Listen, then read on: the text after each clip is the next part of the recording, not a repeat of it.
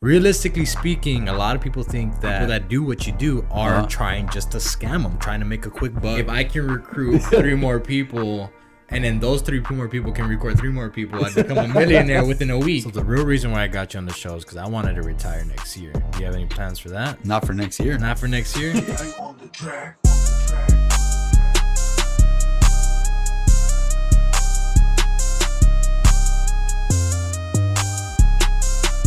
Welcome to the Common Podcast, where we speak upon common sense and realize it really isn't that common. Guys, welcome back to another episode. I believe this is episode 23, which is amazing considering that we literally just launched the podcast maybe 3 months ago. So we're also over 100 subscribers. But that being said, over 65% of you that are watching right now have not yet subscribed to the podcast. Y'all are watching every single day, but y'all are not subscribed. Come on, guys. Takes 2 seconds. You already know the feed for today's video is to like the video, subscribe, and if y'all want any merch, link in the description below. Actually, it's going to be my socials. Y'all need to message me for that.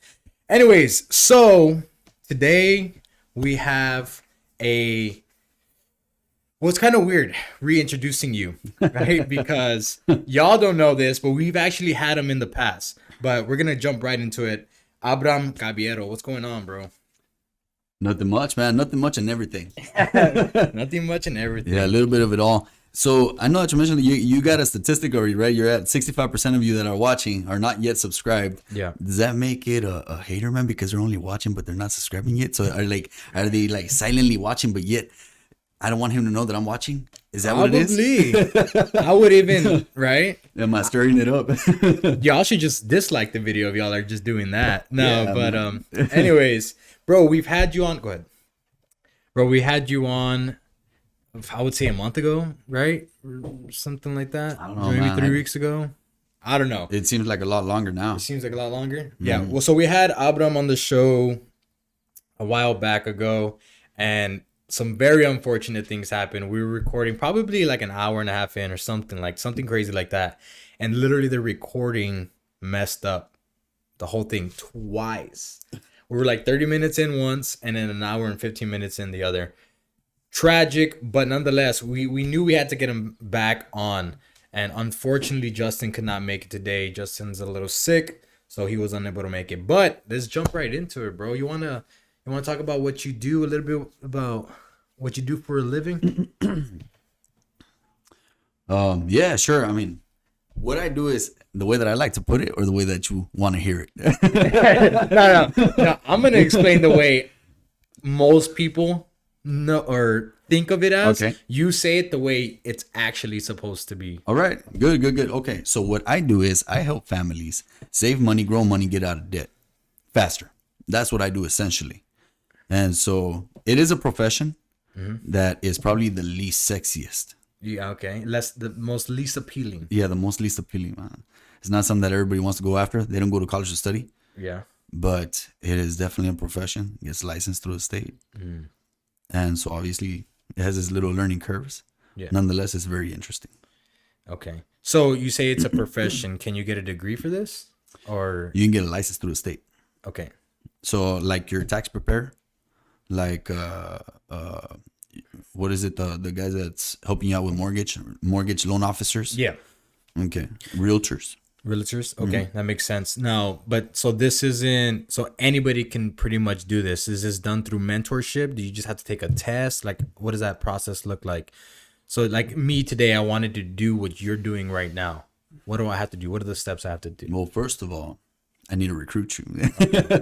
Right? No, so just to get into this field alone, you have to have some type of, something must have struck a chord for you to start looking into this field, as it is.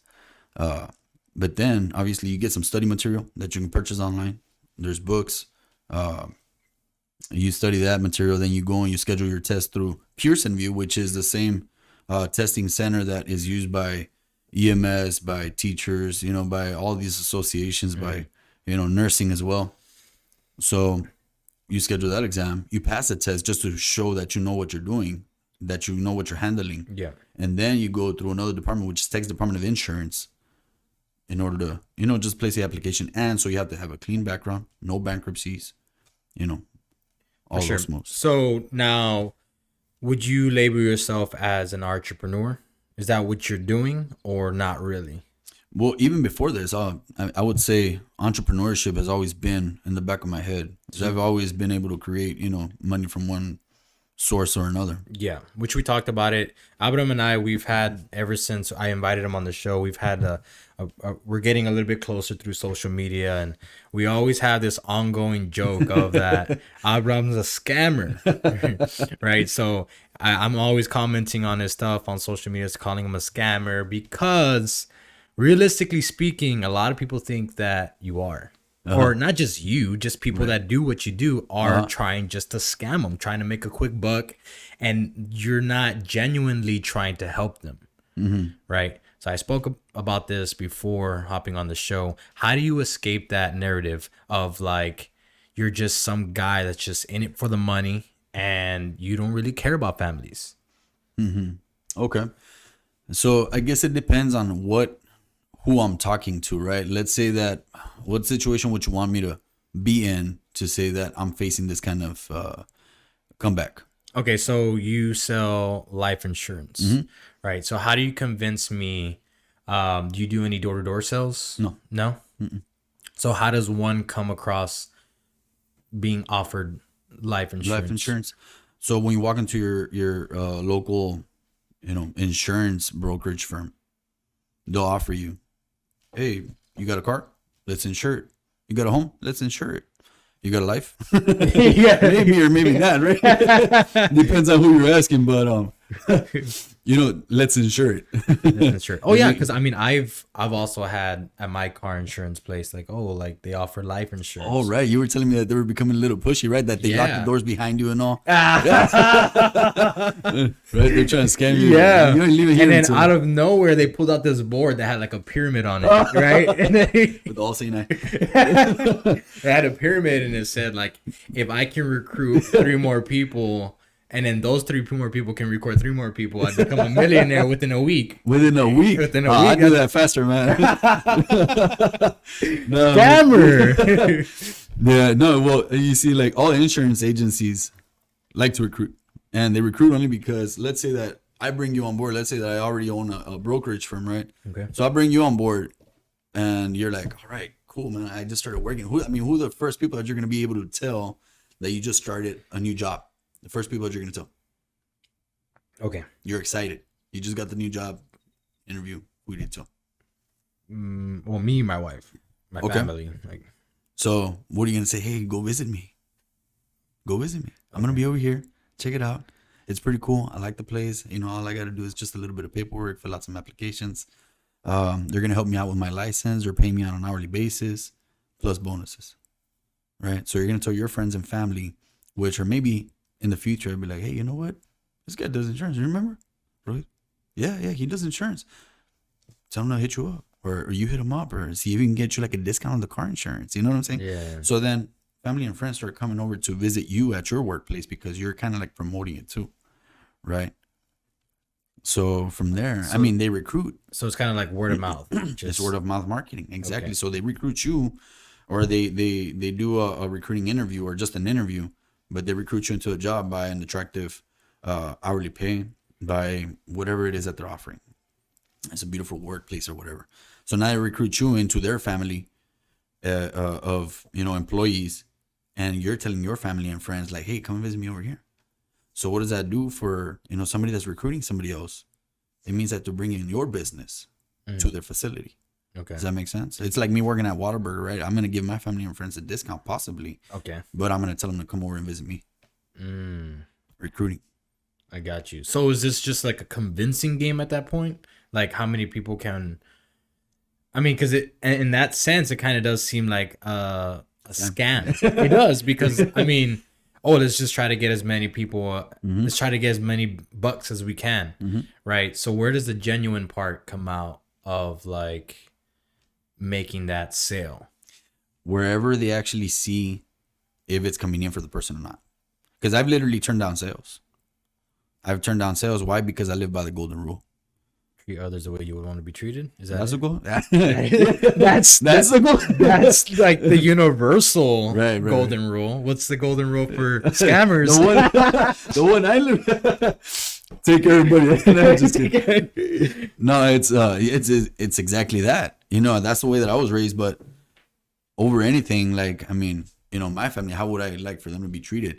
And moreover is that, like, I've had my personal experiences with my parents and all. So, I mean, I wouldn't want them to go through something like that, or I would actually prefer somebody put them in a better position than something like just for their own pocket and then, you know, screw them over. Okay, so this is the question that just popped in my head. Because if you sell life insurance to other people, are your parents insured? Yeah. Or is your whole family insured? They better be, man, because you can't be selling your elotes enchilados without you consuming your own product. You know what I'm saying? You can't be selling your own tacos or you're a vegetarian. Street. Okay. Yeah, fair enough. Mm-hmm. Yeah. That That makes total sense. You can't be selling hot dogs and go across the street of Stripes and go get some hot dogs. Yeah, because I mean, somebody's gonna come up to you, and I think there was in Grant Cardone's book, "Sell or Be Sold." He explains that too. He says that he walks into a restaurant. He asks one of the waitresses, like, "Hey, so, you know, out of all these steaks, all this, you know, which one is it that you would recommend?" "Oh, I'm sorry, but I don't eat here." And so he's like, "Wait, what? I'm a vegetarian." I mean, yeah, it's personal preference, but you would want for them to give you a suggestion because they have that personal experience already. Yeah, for sure. You know, same thing. So I got insurance before I started selling insurance. Okay. And the reason why is because you knew you were already gonna get into it. So Oh my the gosh, minute man. before you signed the papers, like, dude, let me get insurance. I was already imagining like recruiting dozens by the day. So no, it was actually I was working as a tech at a rehabilitation place. Okay. So as a CNA medical assistant, that's the certificate that I have. And so one of the nurses, and you would think, right, nurses make money, right? So why is it that she's selling insurance?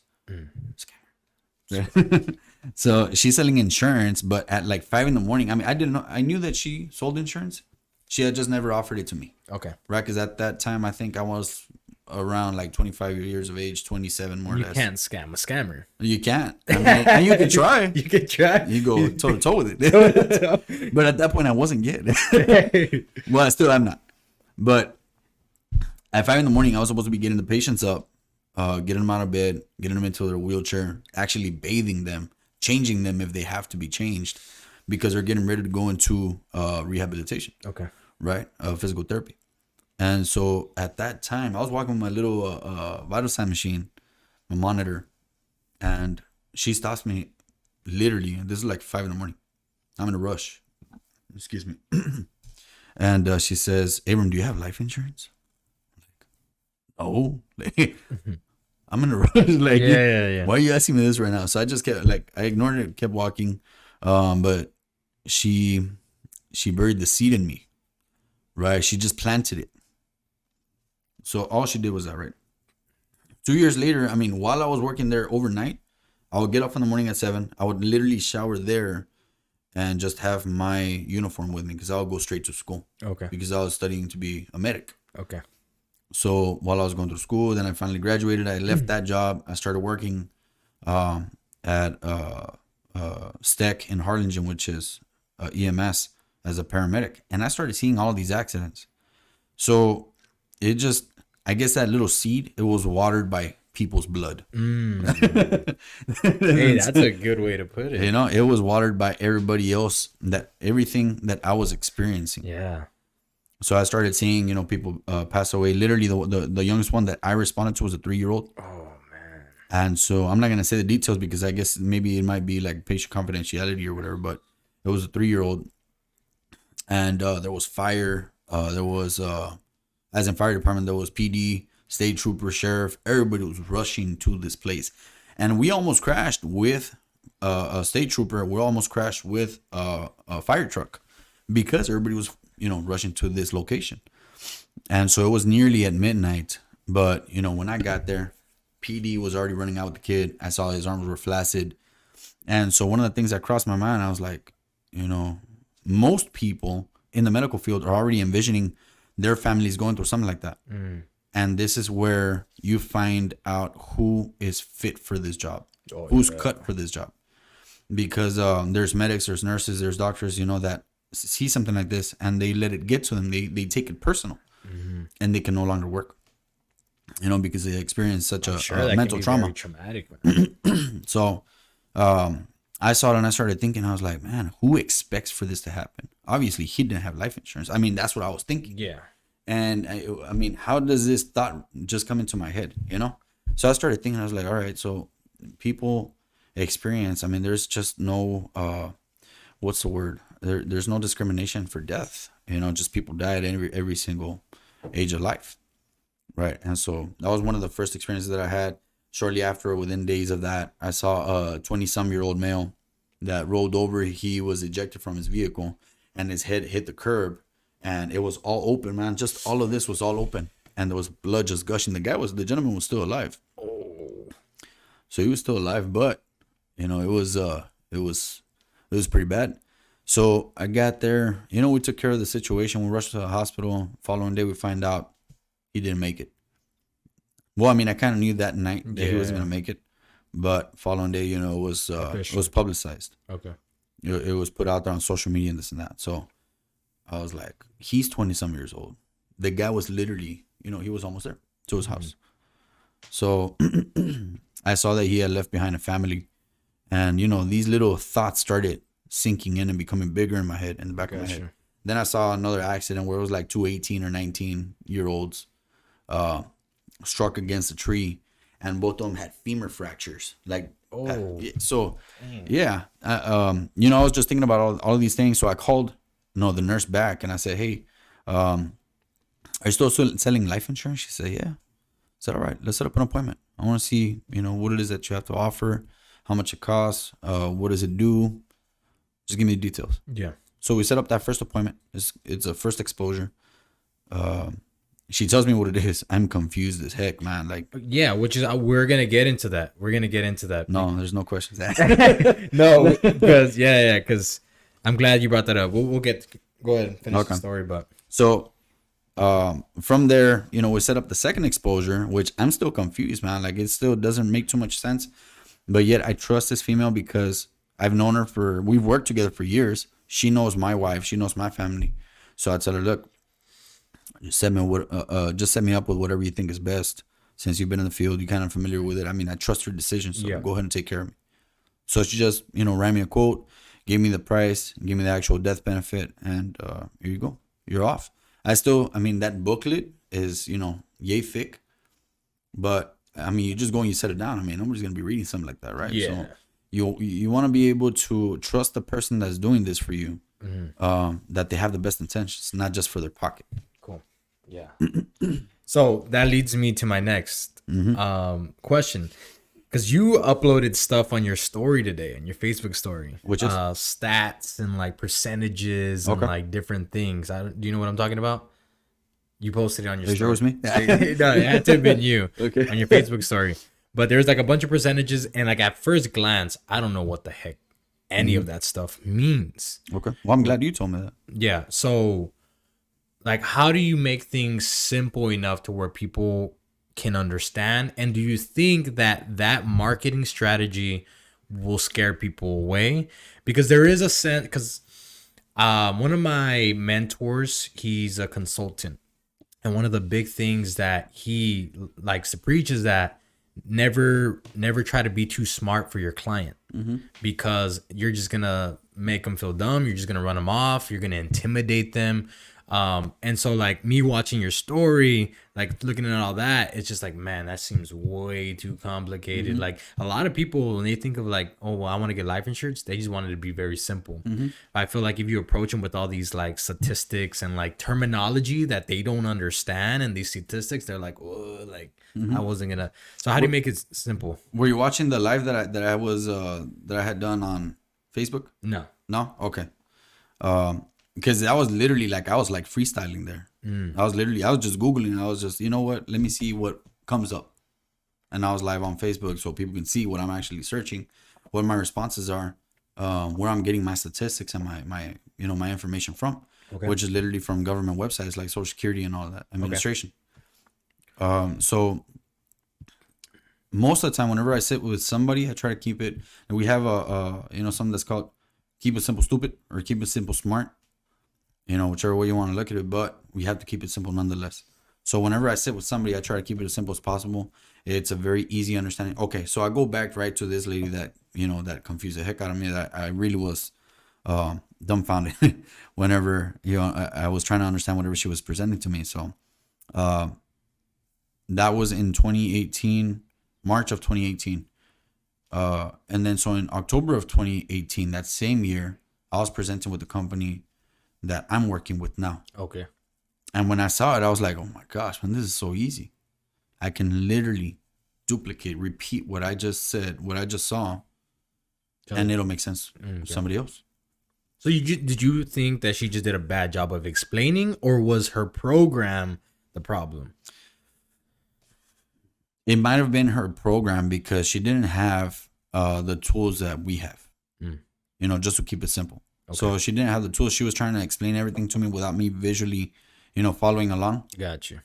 And in simple layman's terms, the things that she was throwing out there just, had me so confused. Big words like living benefits. I know for chronic critical terminal illnesses just because I'm in the medical field, but I mean, who else knows that?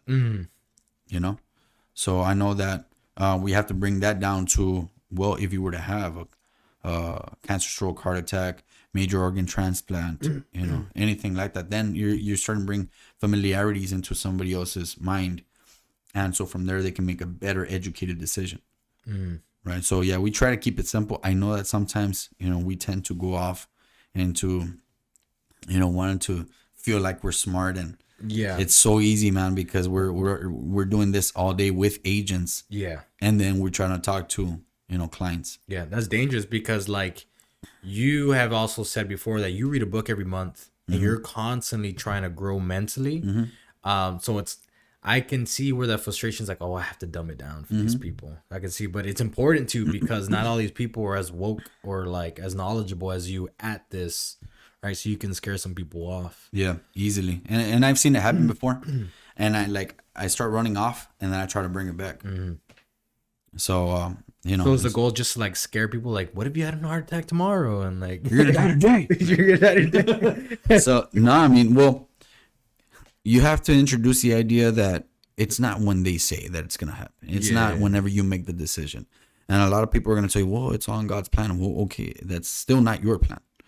Yeah. You have to make people aware of this is the reality of things. Yeah. And I think people use that saying it's all God's plan the wrong way. They use it the wrong way. To their convenience. Exactly. Exactly. And that's a bad thing about it. But so, it's in God's plan. That doesn't mean to be stupid.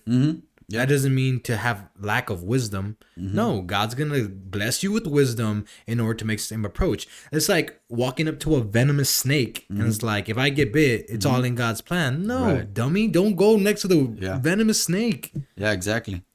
So I mean, that only makes sense. But again, we go right back to people's convenience, right? We can use it in whatever way we want, man. That's the thing. I guess that falls into free will, right? Yeah, which is another thing that people like. Yes, God bless us with free will, but that doesn't mean that structure, rules, and boundaries weren't set in order for us to live an optimal lifestyle. You know what I mean? There are stuff that we still have to abide by. It doesn't make it okay to go kill somebody. Oh, I have free will. Like, no. Yeah. So decision making, I mean, like I said, it goes back to education. So what I try to do is just provide education to the people that I'm sitting with, and I'm gonna try not to push them, because as much as I know that they may need it, and they think that they don't yet, most people, like a very large amount, percentage wise, of Hispanics want to leave it for, it's because I'm not ready to diet. Well, it goes back to, it's not when you're ready, bro. Like I've seen it so many times where, you're doing okay, you're driving perfectly fine, and then somebody comes that they're being, they're not paying attention to what they're doing. So again, it just goes back to that. So is the majority of your clients older people? Well, statistically, you're looking at 30s. 30s. 30s is that mid age range where they're already starting to think about like, oh my gosh, I'm halfway there. When we're in our 20s, it make like we can often think like, oh, nothing bad's gonna happen to Who's us. Me? Nothing's gonna happen to me. I don't need life insurance. No.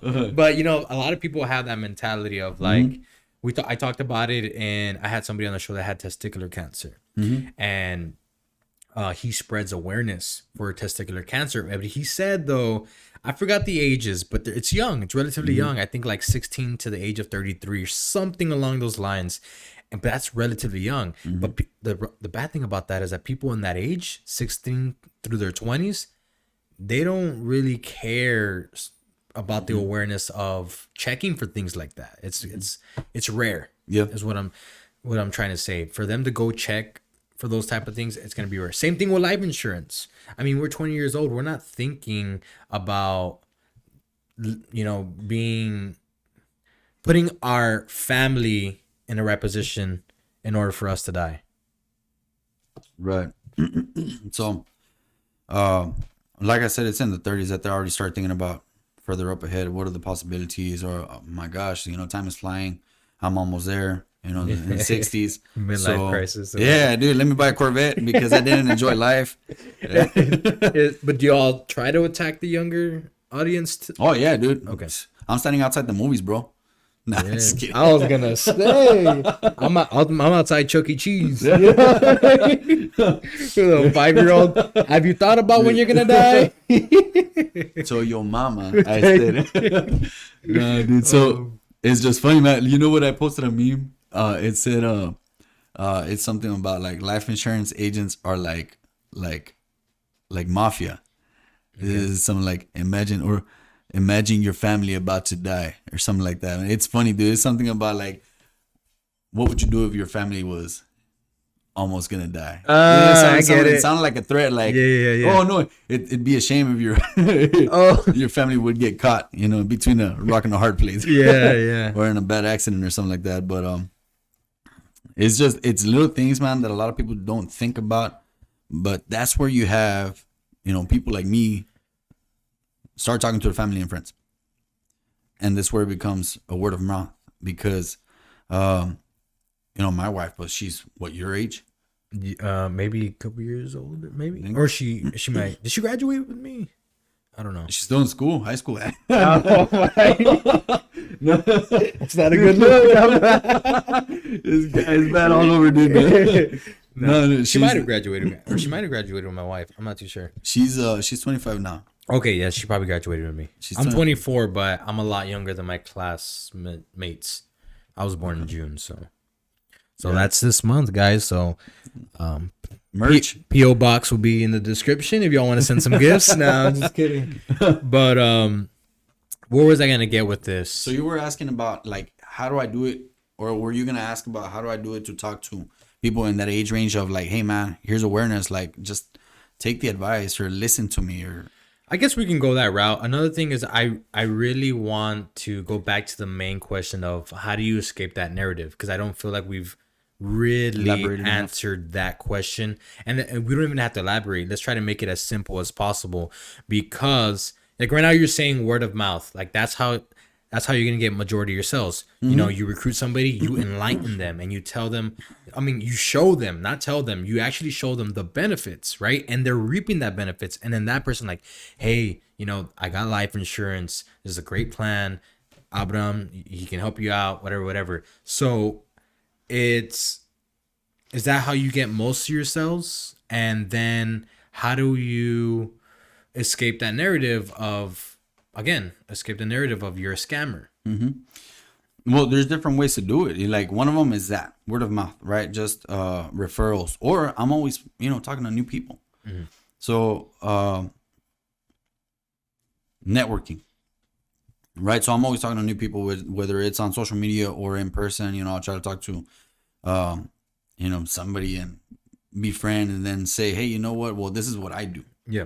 You know, maybe if you know anybody in the future, you can send them some referrals. Or what is it that you're doing with your retirement services, or what do you have in place, or how do you understand this? And then that's where it's like they start questioning themselves, like, oh, you know what? I've never even thought about that. Yeah. Because to be honest, I don't I don't think you have a scammer personality. Like, I think you're a genuine person. So I'm Like, getting better. you're getting it better at disguising it, right? Okay. No, but really, like man to man, I think you're a very genuine person, and that you have a very you just have a very entrepreneur mindset. That you're always in the business of growing, right? And then watching your stories and watching your posts on social media, I can see that you have the love for your family, the love for your clients and stuff like that. I'm on your side in trying to, not that I want life insurance, right? It sounds like you want life insurance, man. No. What is it that you have for your retirement? Is that a 401k? Have you experienced any losses? So you don't. I don't. Why don't How you? you gonna sell me? So no, I mean, I guess it's like a perfect scenario. Yeah, it is a perfect scenario. How So- do you convince me that it's beneficial enough for me to invest in For what? life insurance? Life insurance? Yeah. Or like, what are you planning for your future? What is Yeah. it? How are you gonna retire? When do you want to retire? Tomorrow, honestly, but Okay, perfect. So what are you doing to get there? well, I was gonna try this pyramid scheme, but it just Hey, is not getting you there, bro. no. Trying. No, actually doing the pyramid. No, but I mean, you have to take action in whatever it is that you're gonna do. So whether, let's say, I mean, you don't want life insurance, cool. Hey man, I mean, I can't force you to get it. Yeah. I just know that if you find out, or somebody finds out that you actually needed it and you didn't have it in place, that would be a better position than you having it and then them just being, better off in that position. For sure. Does So that make sense? what does life insurance actually do? Does it pay for your funeral? Does it pay, like, what does it do? Because I'm confused. I don't know what life insurance actually does. So it's tax-free money, pretty much, right? So every insurance, to my understanding, there's every insurance, like even Is it just like a savings account? no, you're actually buying money at a discounted price. I'm buying money. But You're buying money at a discounted price. So let's say that like there's a plan, right? There's the most common one is a term policy. Okay. So term policy, it's a very low monthly cost. You can only get it for a certain period of time. A very, very low monthly cost, maybe $10, $20, $30, depending on age and your background, which is your past medical history. Okay. Right. Let me run you a quote.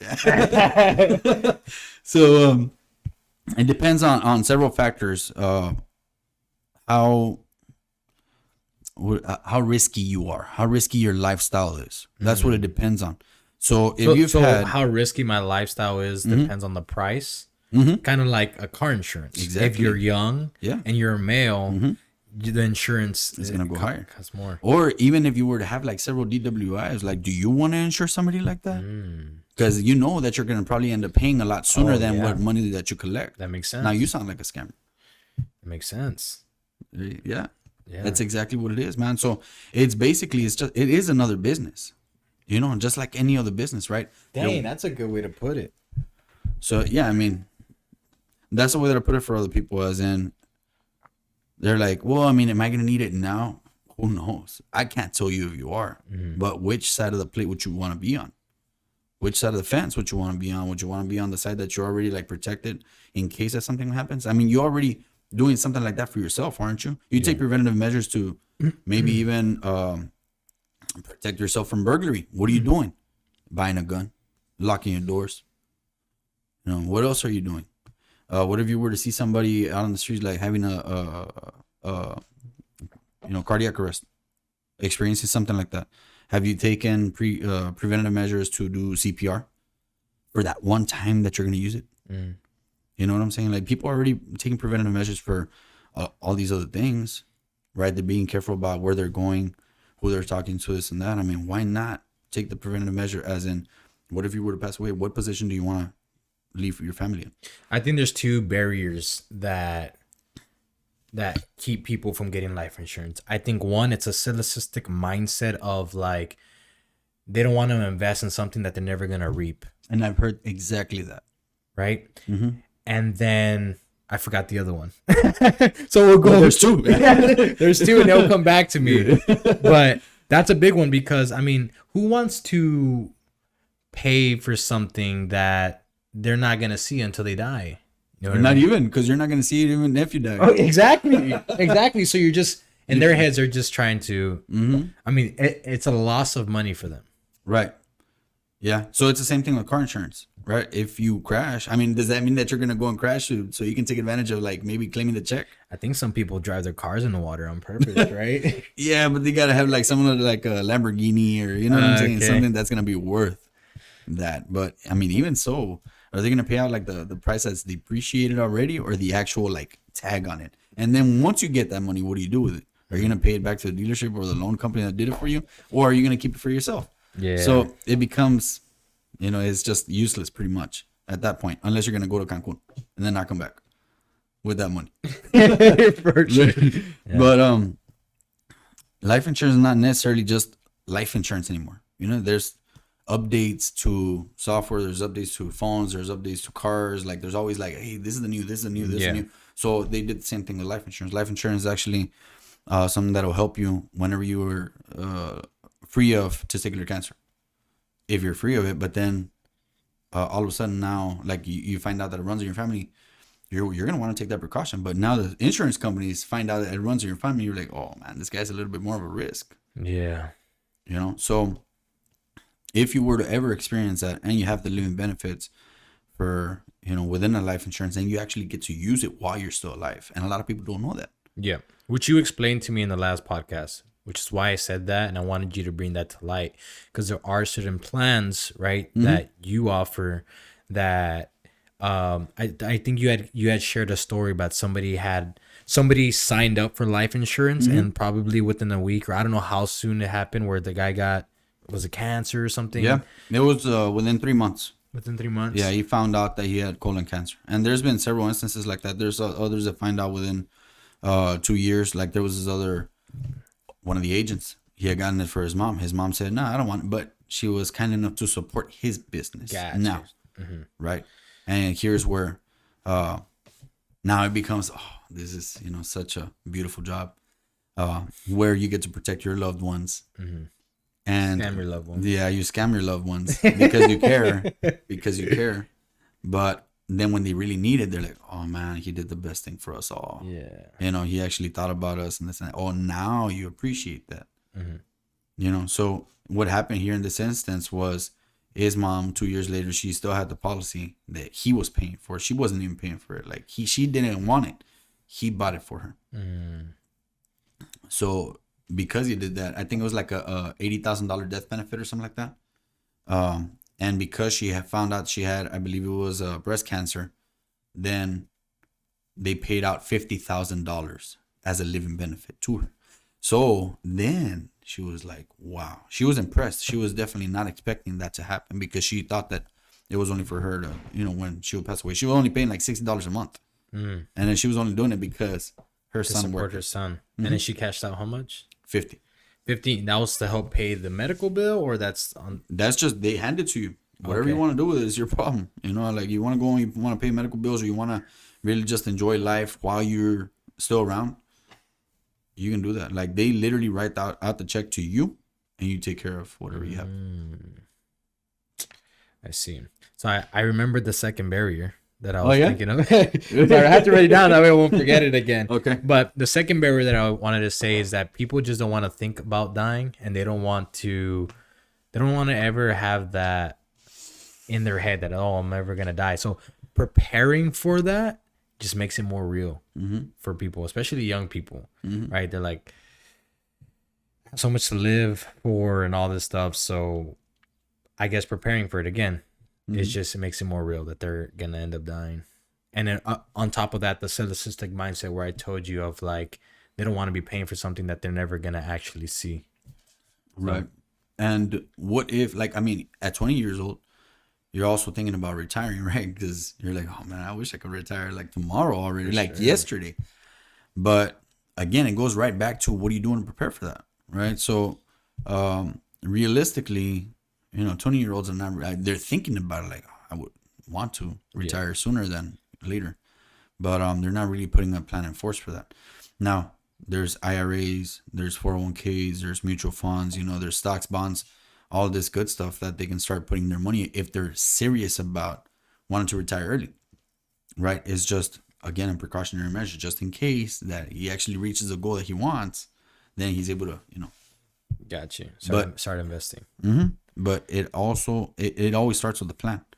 Now, let's say that like it's also used for mortgage protection, right? So you just buy a house, you finance it for 30 years, and what if you were to pass away in the first 2 years? And you're the main breadwinner, the one that's paying for the home and everything. I mean, what position are you gonna leave your family in? You know what I'm saying? So that's where you get a life insurance, a term policy for maybe like a 30-year term. And if something happens, then that leaves behind the money to your family, which in turn can pay for the house instead of being repossessed. So you just put them in a better position. You gave them an asset. I see. So the real reason why I got you on the show is because I wanted to retire next year. Do you have any plans for that? Not for next year. Not for next year? Are you investing in Doge? Never. Hey, didn't Doge take like a huge dip recently? I think all of them did, man. Even Bitcoin. Bitcoin? Yeah. But they're like back on the rise, right? Or something like that. I don't even know what that is. I don't know what Every day it's been fluctuating so much. But let's say that you were to have money like in the stock market, right? Like the 401k or whatever, mutual fund, same thing, man. I mean, if you're putting your money out there, it's becoming a risk. It's exposed to any day now another dip, just like it did last year. And statistically, you're looking at this to happen every 5 to 10 years. So again, I mean, how safe do you want to play it? Do you invest in any of those? Yeah, I just threw in some money like yesterday, and I've done it a few times just to see and be able to show other people, like, you have to be an expert at this. Like, I mean, if you want to be able to make money on it, you have to study the stocks. You have to know exactly what you're doing. You just can't like throw money in there, and you can set it and forget it, but that's like a long-term investment, right? Over so many years, and you just go back and take a look at it like, oh, okay, I see it grinding. I see it growing. But if you're going to be looking at it on a daily basis, you're going to be disappointed every other day, man. Or every other hour, for that matter. I need to study that, and I want to have a full-blown like podcast on all of those stock stuff, because I have no idea what that is at all. Like, I'm not even gonna act like I know, because I don't know what Dogecoin is. I don't know what Bitcoin is. Yeah, those stuff. And it's crazy, man, because I knew about Bitcoin like years ago. I went through network information management course. That was through TSC. That was like one of the programs that they had. And so just study computers, take them apart, do all this and that to them, and work in that field. So back then, this was in 2005, Bitcoin was not even $1. And right now it's worth like $50,000, like $36,000, something like that. Thousands of dollars. Can you check my mic, please? See if it's working. I accidentally disconnected. It's good. Yeah. No, there you go. Okay. So, I mean, had I been smart enough to, throw a few $100 in there, it would have gone up thousands, in percent. Yeah. So today it would have been worth a lot, just from 2005 to 2021. Yeah. Okay. But yeah, it's good to understand these things. I mean, pretty much, again, it goes back to wanting to learn everything, just wanting to engulf myself in information on a daily basis. Okay. So kind of changing the topic way off of what we were talking about, getting a little bit more personal. When you started to take on this life insurance job, was it a little rocky in the beginning? Yeah. Would you struggle financially? And did you have the full support of your wife? Did you have money saved up? Were you prepared to handle a rocky situation? I've always saved money.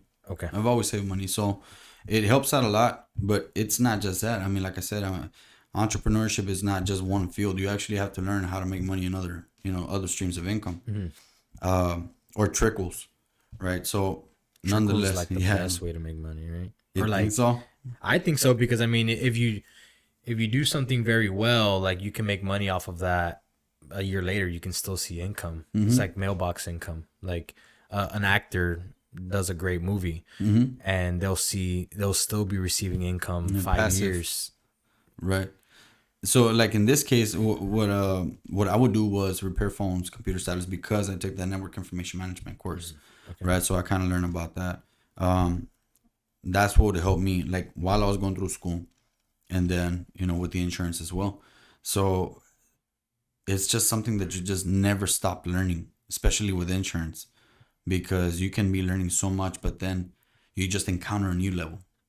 If you continuously grow, you're encountering new levels of challenges, just new challenges every single time. Yeah. So Right. with these challenges, I'm pretty sure has there ever been a moment where you're like, I can't do it, or Oh like, yeah, dude, often.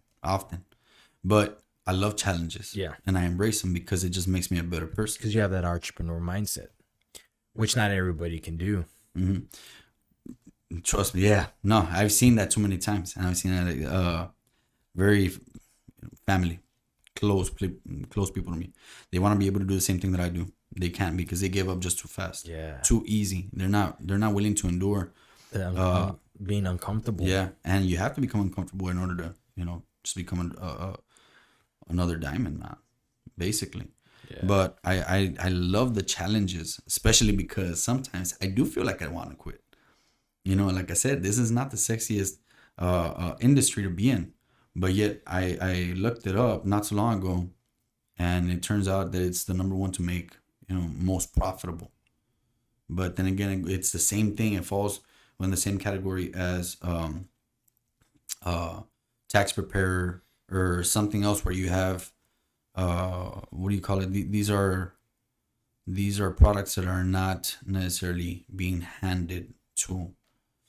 They're not being just like, it's like you go to a store, right? You buy a phone, and these are tangible products.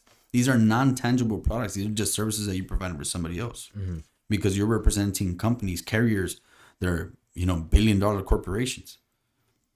And so all you do is you read this product to somebody in layman's terms, and tell them, look, this is what they can offer you. This is what it is. This is what it is. This is how what position that you're putting yourself in by buying this product. Yeah. Okay, great. Sign here. That's it. So it's not necessarily that you're having to invest in a lot of things to just have in a warehouse somewhere. Not tangible products. Sure.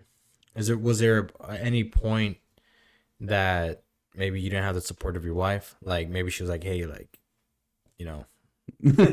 Like, come on, bro. You trying to be a rapper? You ain't even rapping? yeah, like, come on, get a 9 to 5, bro. No, because she's always been supportive. Yeah, she sees. I guess she just sees the drive that I have and the vision more than anything. Because you have to have a vision, man. You have to be able to, see where you're going. If you're just running blindly, you're gonna hit a wall. Oh yeah. What are you gonna do then? So you have to be driven. One, and my drive is my family. Those are my motors, like my wife calls them. My kids, those are my motors. So there's no way that I'm gonna be doing something to put them in a worse position. I need to make sure that I'm gonna be doing the right things, because at the end of the day, if I were to be scamming people, like, what are they gonna be able to do to my kids? You know what I'm saying? Like, my kids are the ones that are gonna be around if something were to happen to me, and they're gonna have to take the heat. So I gotta be, making sure that I'm doing the right thing for people, setting them up in a good position, and always watching out. That's good. And for some people, it's not their kids. For a bunch of different people, their motives are other things. Like some people, they just want the nice car, or they just want the nice house, or they just want all the materialistic things. And I don't think that's necessarily a bad thing. I don't. Me personally, I expressed this to you in the last podcast. I messed up, unfortunately. I'm not a money person. Like, I don't really care about dying with $1 million in my bank account. Like, that's not what I'm concerned with. I'm in the business of leaving a footprint and inspiring people, right? And I mean, I'm sure you can even do that in the company that you're doing too. My point is that, like, that's beautiful that your motors are your kids. And because it is your kids, I feel like that's what gives off that genuine care that you have, that I see on your social media. Because I talked to you about it before the show, that I don't know if it was you or your wife, that y'all were having like dinner or doing something with your clients as if it was like you were in their home, like if they were family. Like that's nice. That's nice to see. So like that's why I asked you the initial question, like how do you break that barrier of the narrative of that you're a scammer? Because clearly if you're having dinner or if you're having cookouts with your clients, they obviously trust you. Yeah. Right? But if I'm looking at you at social media, like not everybody's gonna trust you. Like not everybody's gonna think like, oh, he's genuine. Yeah. So again, it just goes back to trust, right? So yeah, I'm sending out cold messages too, because that's just another way of marketing, right? So whether I get them to turn their head and start looking into my profile, or I annoy them. I could care less, man. It's still another number that I still need to push out there. Yeah. Why? Because not everybody's gonna be looking at the same billboard when they drive down the highway. You know, so they gotta be, they have to be exposed to whatever it is that you're selling. Yeah. Right. So that's one form of marketing. I really did. I do wish that I knew something that would be a lot easier to do than sending out messages, but it's like sending out emails, right? You have all these companies sending out constant emails because they need that exposure. Yeah. The more you see it, the more you're gonna have it in the back of your head. And there's plenty of books that cover marketing in that aspect, man. That you just have to have that continuous exposure. Walmart, it's everywhere. Yeah. McDonald's, it's everywhere. It's like every other corner. The kids, they know it before. I think that's one of their first words is McDonald's or chicken nuggets or something. Nuggets, yeah. So it's the marketing, man. It's just they have to have that constant, reminder that it's there. That makes sense. So I got to be pushing out those messages. I have to be, reaching out to people. I have to be continuously talking to people, whether they reject me on the first try or not. But nonetheless, I'm going to be able to bury the seed like somebody did in me. And I was able to see like the true reason for it, like the actual. Yeah, that's fair. I like your posts. Like some of your posts are challenging. Like you ask a question that the person reading has to ask themselves. Like those are the questions that you post, the stuff that you post that I like. The like, are you happy with your job and stuff like that? Like something simple like that. I mean, it gets me thinking. Like, dang. Like that's why I want to work with Abram. Yeah, well, that's why I need this podcast to blow up, so I can retire. By the way, look at my undershirt. No, all these forms of advertising. Look at the back of my head. Yeah, for sure, right? Right. That's what I should be doing right now, man. Just like throwing cards here. Right. No, but where can people find you, or where can people contact you? I can definitely leave that in the description too, because if they're interested, obviously we've had back and forth conversations, and if someone's interested right now in life insurance, I would want for them to get in contact of you or your business or whatever it is. Maybe I can just leave your socials down in the description. My social security? No, definitely not. Then you're in trouble. Yeah. No, so, you can definitely find me on Facebook, on Instagram, Abram Caballero, just like that, man, as simple as it is. Okay. We're actually looking to put together a team name because well, that's what I'm forming. I'm forming a team, and what that's going to create is like it's like a board of management to where I'm able to assign them to new trainees and this and that. So, I mean, we're growing nonetheless. Yep.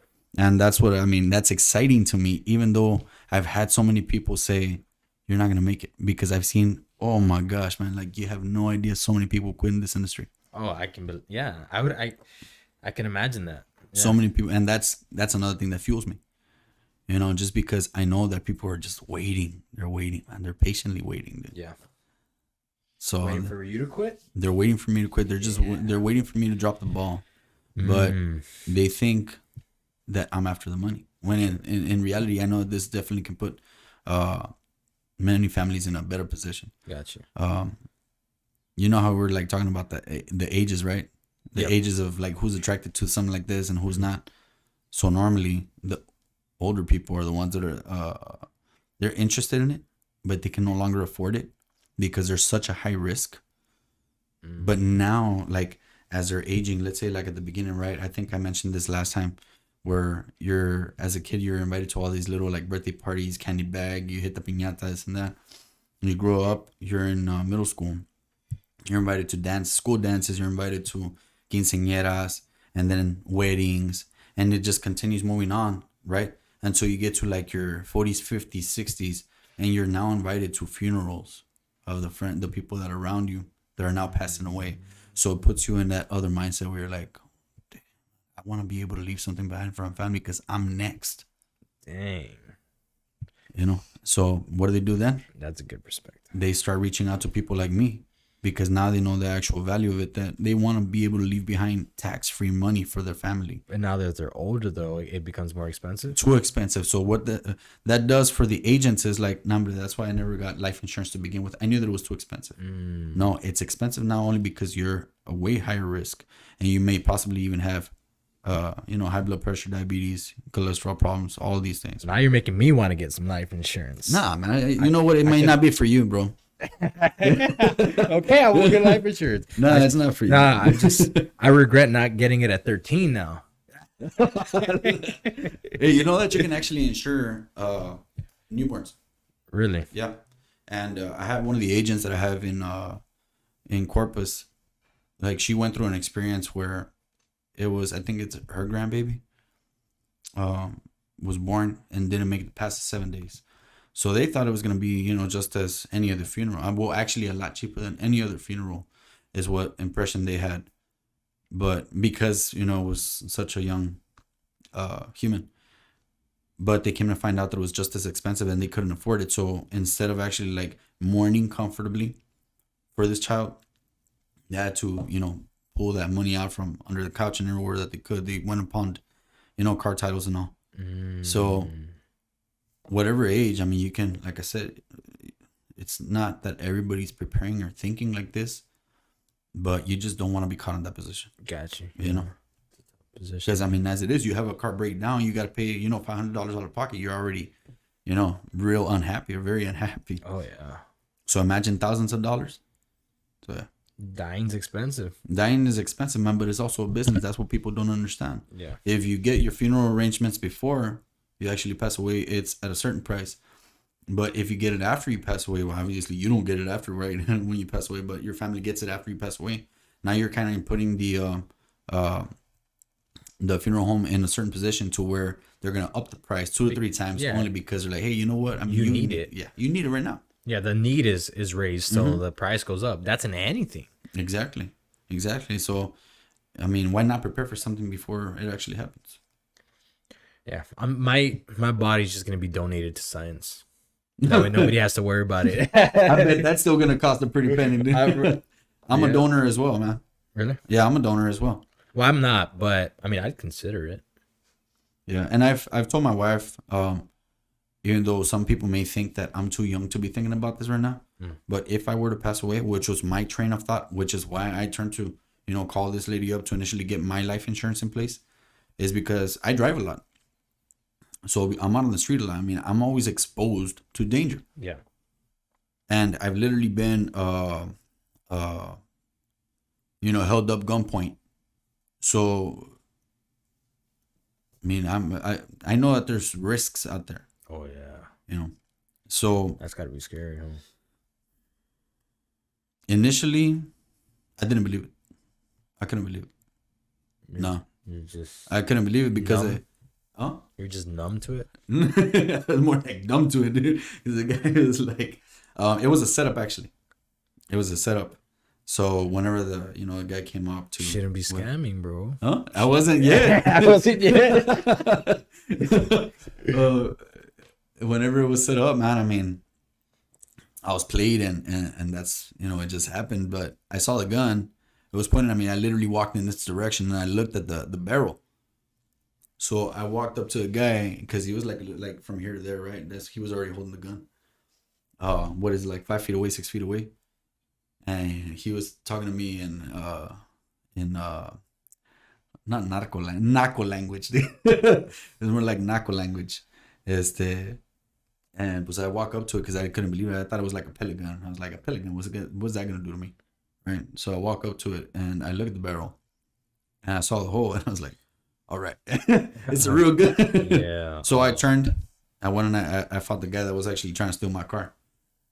And I was literally like imagining like how I was gonna feel the shots on my back. So I was literally expecting it, but they never came through. Thank God. Thank God. Mm-hmm. But it's a risk, I mean, I was in that position. It could have been. I've been in like 3 car accidents already since I was like really young. So, and me being exposed to all these accidents and deaths, I mean, I was like, what prevents me from being next? Yeah. So I might as well just take that position and do something for my family, because I want them to be, at least have some money to do, whatever I would have liked them to do. And I told my wife, cremate me, get the cheaper route, carry me with you, throw me in the water. I don't care. Like, everybody forgets about their family members. After a certain amount of years, you don't go visit them in the funeral anymore. You don't move in the cemetery anymore. So, even if you drop me on the floor, that's cool. But you can carry me around, or I have you that cannot. mentality too. Yeah. Yeah. Good. I have that mentality. I don't expect people to honor me that much. Like, I don't, yeah, I don't think that. I'm not even gonna get into it because I think I'm gonna offend some people. That And you know what? And I think that it goes back to being materialistic, right? Because I've never been one to say, like, I want to have the Ferraris, I want to have the Lambos. I just got in a Lambo. They're not that comfortable. Yeah, I can imagine. They're not that comfortable. I was in a Huracan, and when you're thick, Yeah. when you're thick, man, these things just don't. Stick 'em in. Yeah, they don't feel good. They just remind you that you're thick. You're thicker than a bowl of oatmeal, man. So, but I'm not too materialistic. I think about so many thoughts go through my head before me actually buying some for myself. I'd rather I do make my something else. wife buy all my things. All this stuff that's in here, the podcast stuff. I'm like, you pull the trigger, because if I stare at the price too long, I won't even spend it. There If you it's go. for me, now if it's for the house, if it's for her, or if it's like, get it. She wanted shoes the other day, I'm like, get it. Yeah. But if it were my shoes, I'm like, I don't know. Yeah. Same thing. What's that? What is that? I don't know. There's something about me doing stuff for others that I do it like real quick. But if it's for me, like, I have trouble. It helped me recruit some people. Now you're trying to make me a scammer. No, dude. Hey, I thought you would do it easily. Come on. Get a life insurance, bro. Come on. Oh man. Now I gotta ask this question because Justin would hate for me to have this full conversation with you and then not ask you this question, because we talked about it on the last podcast. I got messed up. What does your day in a life look like? And he wanted me to ask you very specific. Like, he didn't want any broad answers. He wants to know, when you wake up, what is your job? Like, what does your life look like? What does it consist of? Always in a rush. Always in a rush. Always But like, in a rush, man. Like, I have a schedule, and sometimes if I'm not in a good mood. If I'm not sticking to it, like, I'm not in a good mood, because I know that I'm overlapping certain things, and I'm like that too. Sometimes it's taking me a little bit longer here, and I'm like, and I hate having to say I'm running out of time, or it went on a little bit longer than it should have, or this and that. So it becomes a pita, man, and just I have to stick to a schedule. And then there's other times where I have trouble waking up because I've been so busy and getting so drained that I have trouble waking up, man, and then that puts me in a bad mood, because I'm like, oh my gosh, so irresponsible. Yeah. Woke up so late. Yeah.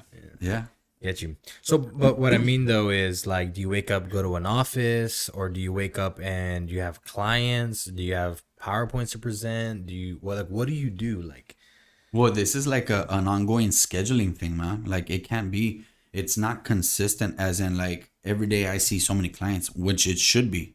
But that's the goal. That's going to be the next level. That's the next level. And so I've already been there, but like, every business has its up and downs. yeah. So there's been times where, like, get up in the morning and just go. So work out, or, just start setting appointments, start running appointments. And sometimes, like, I'll be on the road and I'm running appointments through Zoom on my tablet, for some of the agents, for some clients. Just because, I'm caught in between certain places, man. I've literally had to pull over on the expressway. I'll get off and just, park, and then start doing Zoom through the tablet, because I'm running over, like, my schedule or just in appointments. So these appointments, what do they consist of? They consist of clients only, or, like, do you have meetings with your team, or, like? We have team meetings, right? So the team meetings that we'll run on Saturday mornings. So when everybody else is sleeping, we're actually training. That's on Saturday mornings, every morning at 8, and then at 10, we're doing that. And on Monday mornings, at 8:30, we have, because everybody, Monday, oh my gosh, it's Monday, right? So they have to kick that off, and we got to start with, here's your torch for the week. Gotcha. This is where we're at on numbers. What are you going to do to make that better? Gotcha. What is your goal? And we got to start with some motivation, right? And then throughout the week, I'll see how many people I have that need to get licensed. I'll see how many appointments we have to run. We need to track numbers. So, like I said, I mean, the schedule starts, in the morning, wake up, work out, and then start communicating with the team, or read, then start communicating with the team. And then throughout the day, it's like start making calls, schedule appointments for the next day, start preparing. It's just looking at the schedule and pretty much working it out, man. But this is like an ongoing, almost on a daily basis. Got you. So do you have, do you plan ahead of time? Like tomorrow, do you have tomorrow planned out? Yeah. So what does tomorrow look like? Tomorrow, it looks like waking up early, going to the gym, 5, and then start running meetings from 9 in the morning and on. But up until like 4. But in between, like all of these meetings, they're not guaranteed. Like clients reschedule. Okay. So what am I gonna do when somebody reschedules? Am I gonna go home and sleep? No, I'm gonna try to schedule somebody else in to fill in that spot. Or fill in that spot. Mm-hmm. Okay. Yeah. Sure. Or if not, I'm just reaching out, prospecting, or taking care of other things that need to be taken care of, running errands, whatever it is that needs to be done. But it has to be just constant, man. Just boom, boom, just keep going. That's good. And then, so what time does your day typically end as far as work goes? Sometimes it ends at 6 p.m. The majority of the time it ends like at 10 p.m. So late. And sometimes I'm even at the office like at 1 in the morning. So you have a designated office, like a work office, or that's from home? No, I have it on Alton Grove. I've had that office for about 2 years now. Okay, cool. Mm-hmm. And like I said, I used to work with other people, as in like we had other partners there, and we would all be splitting the office, as in like different offices within one big office. But there's different ideas, and I don't like running off other people's ideas. I like to be in control. Gotcha. Make sure that everything's gonna be taken care of. Mm-hmm. So I decided to get my own office and just be responsible for it. That's cool. Did you want to plug anything else before we go? As far as like, check this out, anything like that? You already plugged in your social medias, but anything else? No, I mean, if anything, like, if there's any questions, I would like to be reached out to, right? Because I need that exposure. And let's say that right now you just need that seed buried, but it's not just for you. It's not just for, oh, well, you know what? I don't need it. It's cool. No, we have family members, which are parents. Like, we have people that are caretakers for their parents, and their parents are already on their way out. And what that typically does is that if there's siblings, they usually they tend to look at the sibling that's making the most money, and they're gonna make him responsible to pay for those final expenses. That sucks. Hey man, you know what? I can't take care of it. You're the one that's making the most money. You take care of it. It's not fair. It's not fair. But then that sibling also has like a fight with the spouse. Like, you know what? We're gonna have to take care of it. Well, why do you have to take care of it? Yeah. Well, we just do because they can. Yeah, but why are you supposed to? You know what I'm saying? So it only creates friction between everybody. And, whether it's something like that, like, just think about everybody that's around you. Just think about everybody that's around you. It's not just me. Oh, I don't need it. I'm good. Yeah. Nah, it's everybody that's around you needs something like what I do, or at least what I educate on. Yeah, for sure. Whether for now or for later. It's good. Guys, if you have any questions whatsoever, if you're interested in life insurance and anything that we spoke about today, his socials will be in the link in the description. Hit him up, ask him any of the questions that you have. He'd be, I'm pretty sure, more than happy to answer them. But that's going to wrap it up for today's episode. If y'all want to see Abram come back, maybe talk about something else, it doesn't even have to be life insurance or entrepreneur related, leave it down in the comment section. We might run it back. That's if he has time in his busy schedule. But until next time, that's going to wrap it up for today. And we'll check you out next time. Peace. Have a good one.